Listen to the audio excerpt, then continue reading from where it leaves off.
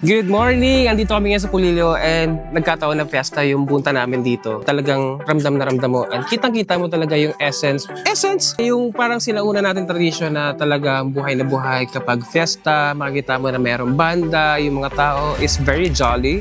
Jolly! Morning pa ang dami nangyari. That's one good thing pa about sa kanila is meron silang mga kubos dito which is pinapakita nila yung mga organic products nila tapos yung mga pinagmamalaki nilang gawang kamay na produkto. Kaya ano pang hinihintay nyo? Eli, tara! Oh, siningit! Sa loob ng 6 na araw, iikuti namin ang Pogi o ang mas kilala na Pulilio Group of Islands na binubuo ng mga bayan na Pulilio, Panukulan, Cordeyos, Patnanungan at Humalig Island.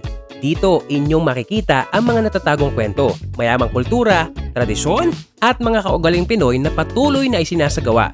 And when you say Quezon, marami rin mga natatagong ganda ang bawat bayan na aming pupuntahan. Mula sa mga produktong dito isinasagawa at masaganang agrikultura na kanilang ibinibida. Ang mga isla na may natatanging destinasyon na may pagmamalaki ng Quezon, mga karagatan, dalampasigan at marami pa mga lugar na hindi pa masyadong natutuklasan ng karamihan. Kaya naman, sama-sama tayong mamangha sa ganda ng Pogi, ang Pulilio Group of Islands ng Quezon Province, the land of thousand colors. This is Juan, and that's the story.